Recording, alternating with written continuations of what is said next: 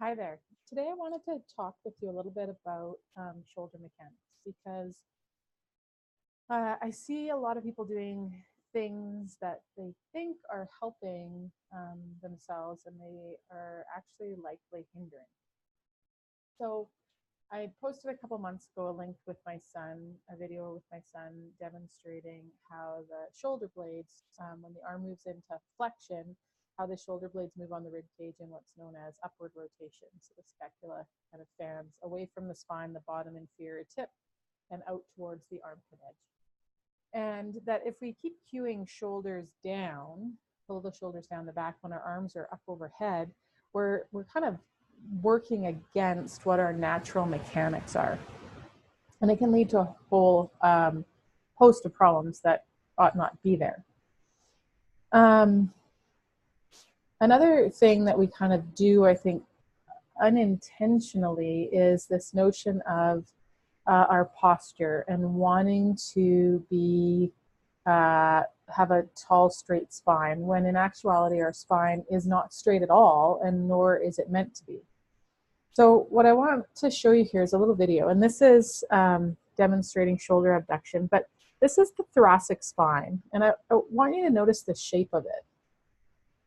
It's definitely, when you look from the side, it is not straight up and down. It is a convex curve, and it needs to be because the cervical spine then is concave and the lumbar spine is concave, creating that S shape. I think in our mind's eye, a lot of us believe that that thoracic spine, for posture's sake, ought to be straight.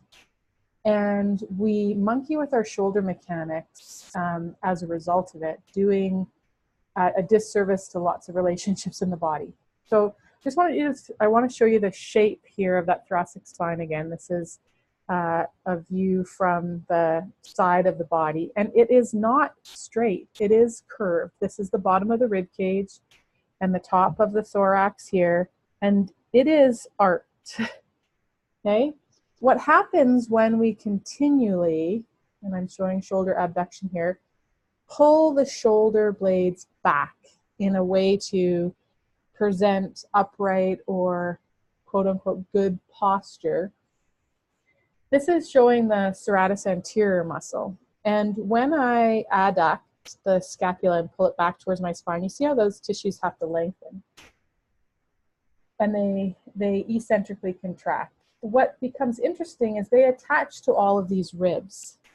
So if I'm continually pulling my shoulder blades back towards my spine, can you see how that puts load on the ribs and may make it difficult for me to actually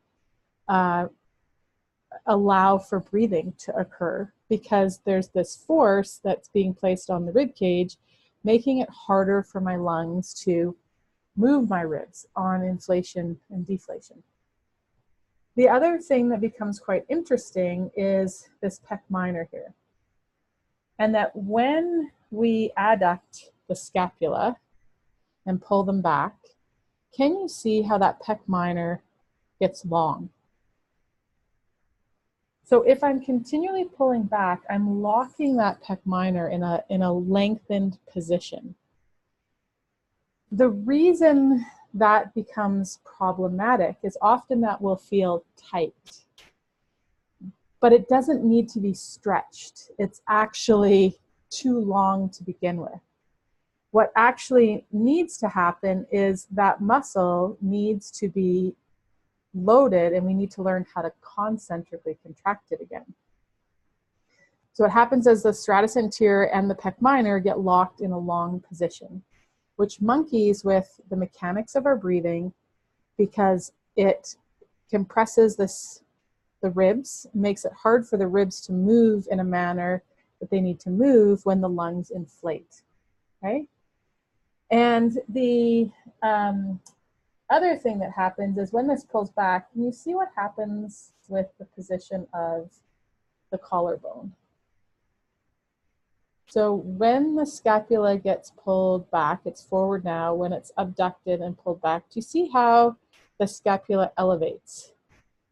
Then if it's back there and I'm trying to do shoulder flexion, there will be an appearance of the scapula elevating instead of just upwardly rotating. And so you're going to see the shoulder blade come up. So again, this idea of like just pull the shoulder blades down, pull the shoulder blades back and down. We need to kind of zoom out a little bit and actually look at what's happening.